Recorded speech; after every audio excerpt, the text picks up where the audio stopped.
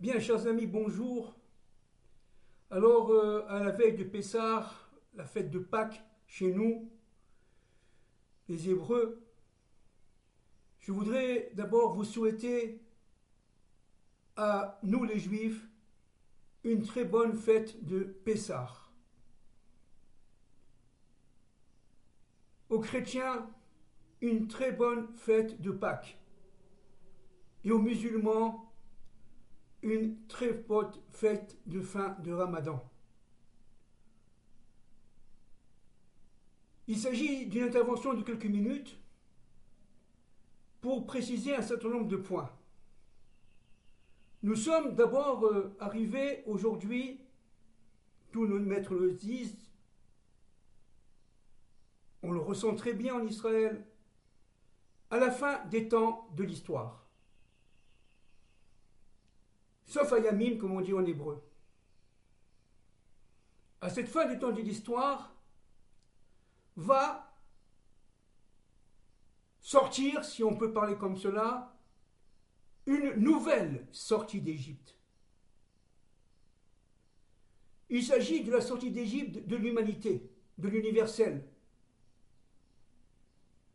La première sortie d'Égypte a été réalisée il y a 3500 ans environ par Moïse et son peuple d'esclaves, descendants d'Isaac et de Jacob, d'Abraham, d'Isaac et de Jacob, bien sûr, et dans lequel se sont mélangées une tourbe nombreuse, qu'on appelle en hébreu le Erev Rav. Tout ce peuple, cette collectivité, est sortie d'Égypte. En phénomène annonciateur de la sortie d'Égypte qui se veut actuelle de l'humanité tout entière.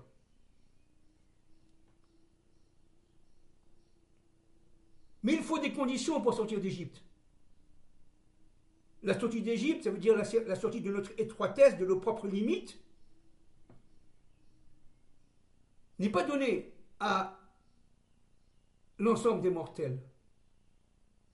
Il s'agit de réaliser des conditions très strictes. Et en quelques minutes, essayons de définir quelles sont ces conditions. La première condition, c'est de réaliser ce qu'on appelle chez nous le Shabbat Agadol. Le 10 Nissan. À l'époque, au niveau biblique, le 10 Nissan, qui était un Shabbat d'ailleurs, Akadosh Baruch Hu a demandé à son peuple, qui lui était fidèle, qui avait compris et entendu sa parole à travers Moïse, de prendre un agneau pascal et de l'attacher au bord de son lit pour l'immoler le jour de la sortie d'Égypte, c'est-à-dire le 14 Nissan au soir, le 15 Nissan au matin. Il faut bien comprendre que c'était une condition sine qua non, parce que la mort ne frappait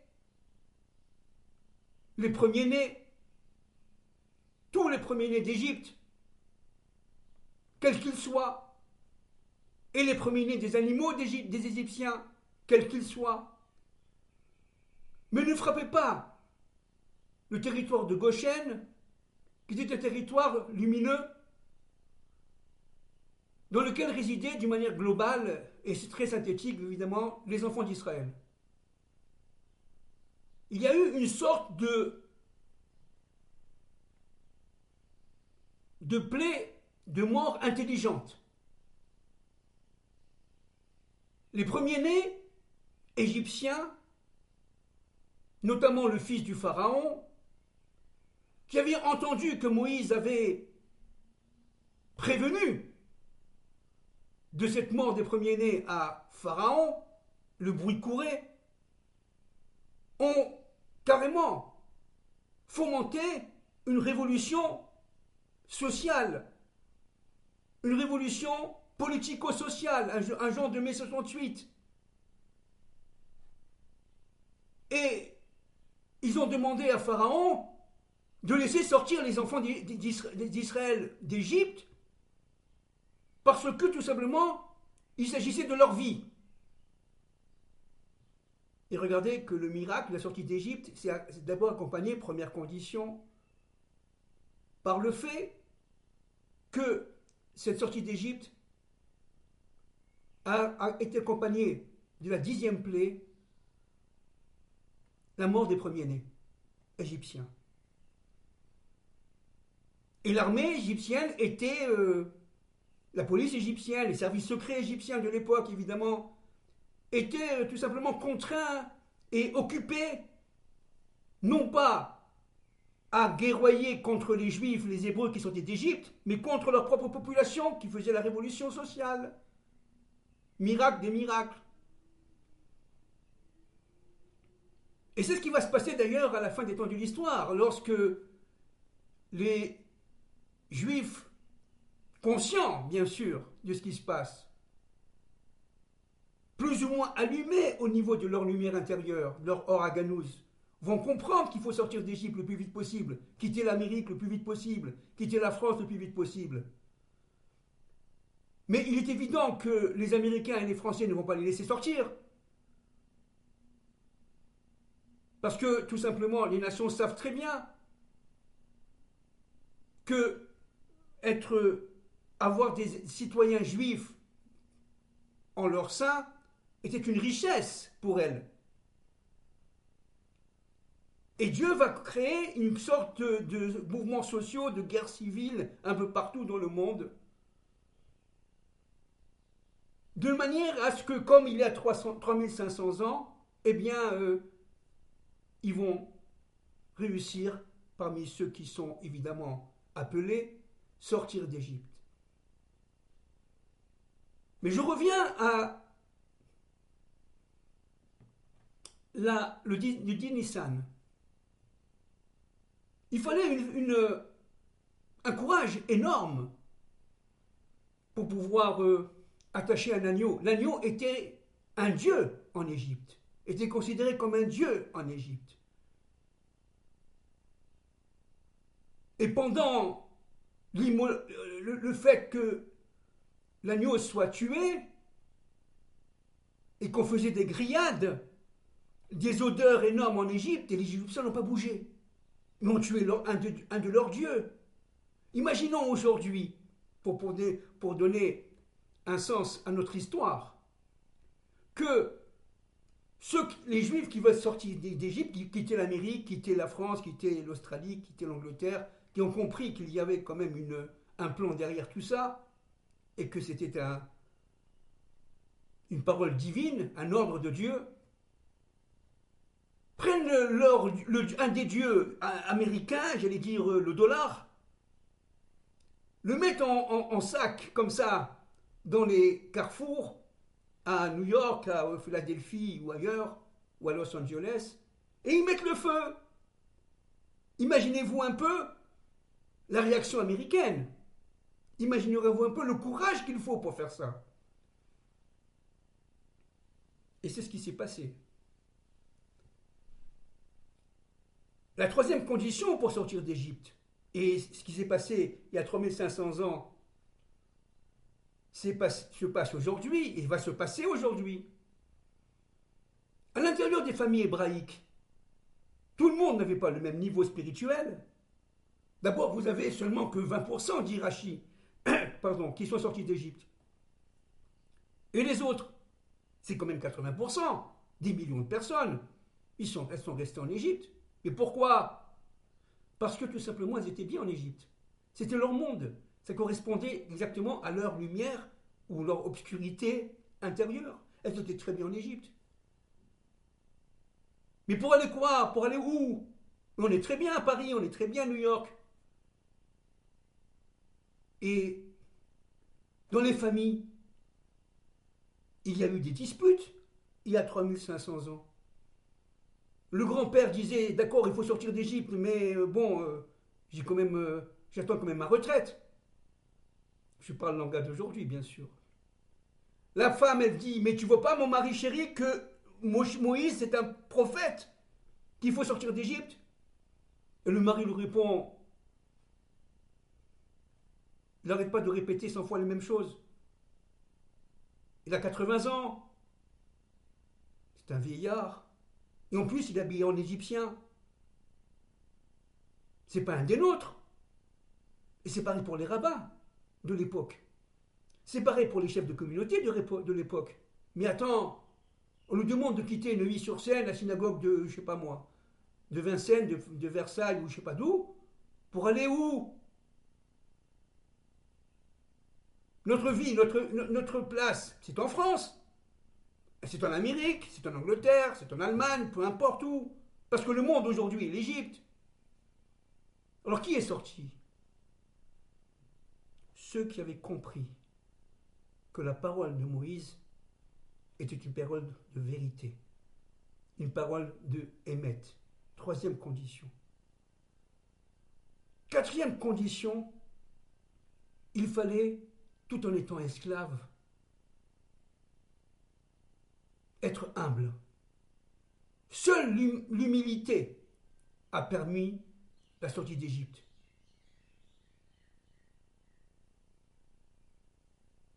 Et seulement 20% des Hébreux avaient atteint un niveau d'humilité suffisant. Cinquième condition, la solidarité. La solidarité. Je suis solidaire avec mon peuple. Je n'oublie pas mes ancêtres. Je n'oublie pas le message d'Abraham, d'Isaac et de Jacob. Ce qui était vrai il y a 3500 ans est vrai aujourd'hui. D'ailleurs, qu'on soit juif ou non juif, peu importe. Pourquoi? Pourquoi? Parce que tout ça... Pardon, excusez-moi, on sonne. Parce que tout simplement,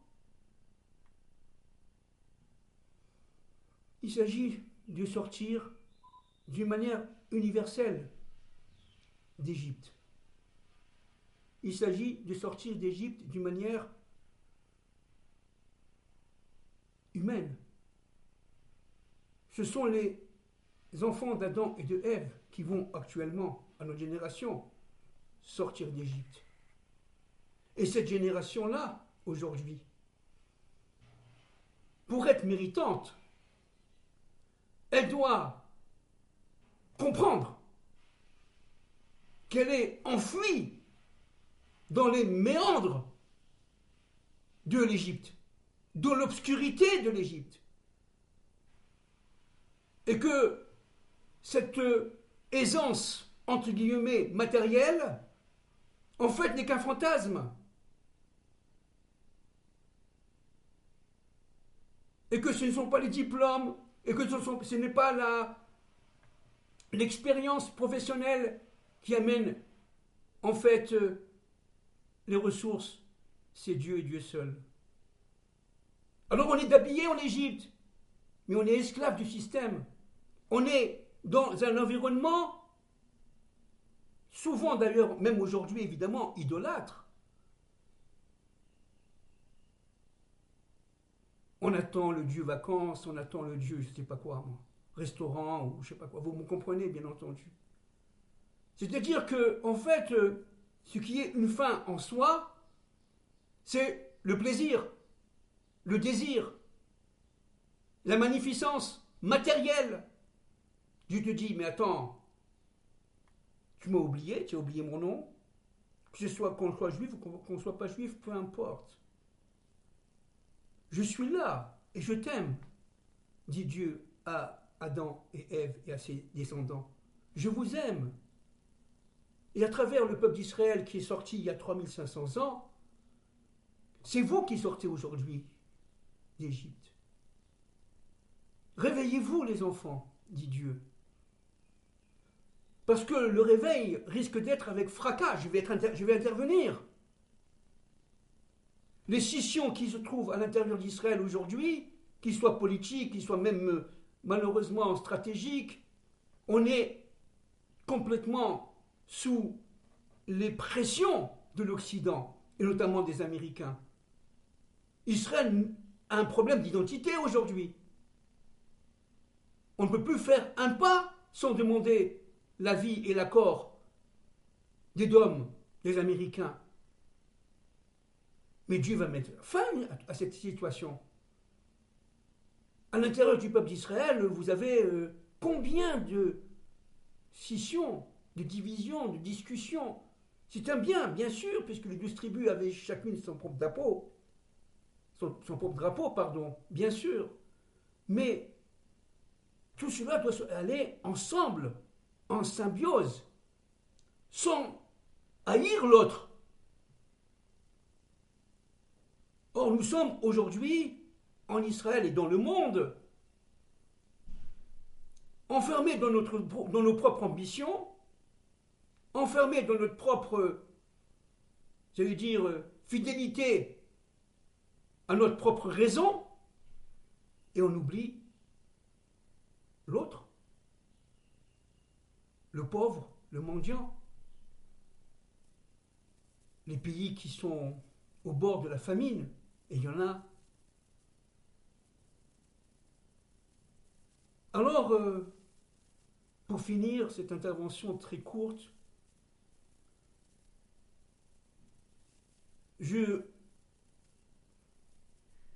j'insiste pour dire que nous sommes à la veille d'événements, comme vous le savez, hein, cataclysmiques,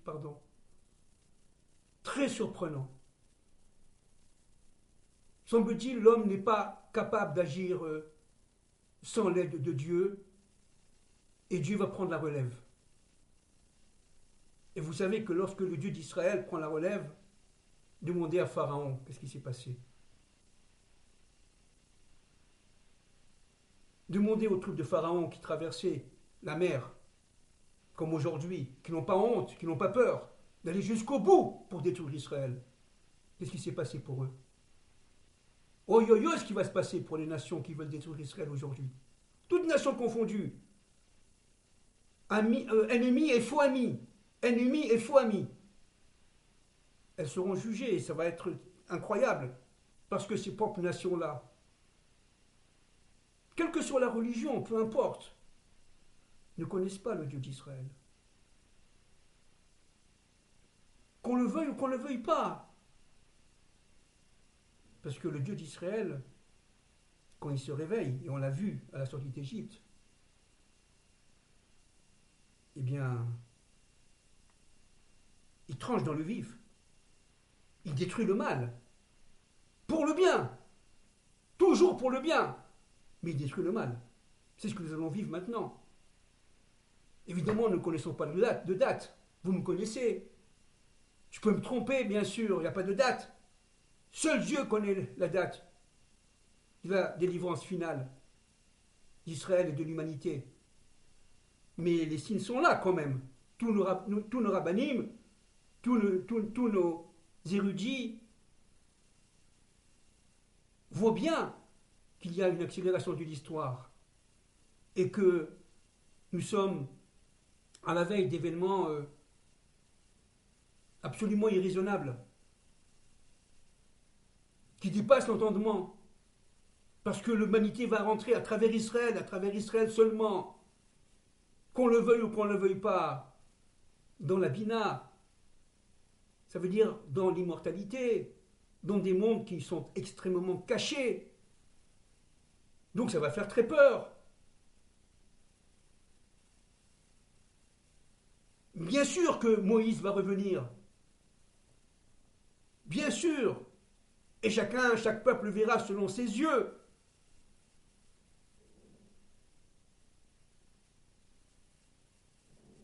Bien sûr qu'Adam et Ève seront réparés. Et chaque peuple verra selon ses yeux. Ça veut dire sa capacité de comprendre l'événement à partir de leur intériorité.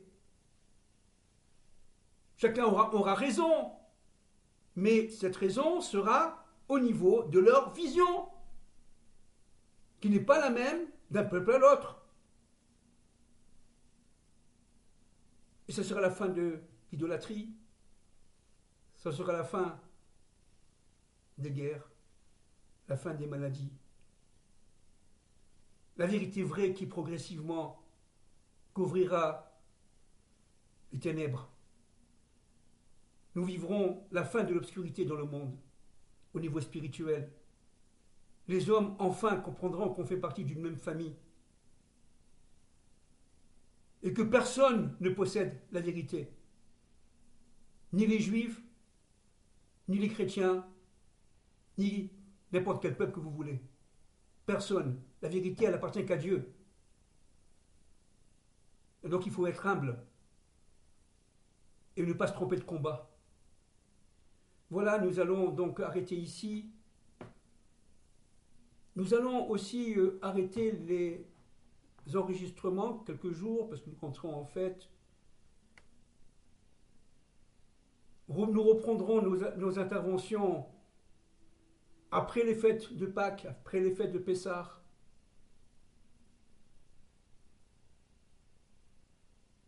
J'espère que d'ici là, tout ira bien.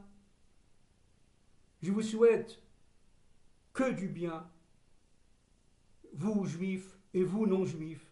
Nous sommes tous des frères et des sœurs. Soyons ensemble, soyons réunis, solidaires. Notre histoire est une histoire, certes, différente selon les peuples, mais commune. Nous avons tous vers un sens qui est le bien. Je vous salue. Que Dieu vous protège. Que Dieu écoute nos prières. Que Dieu nous excuse. Que Dieu nous excuse. Et que Dieu nous excuse. Merci beaucoup.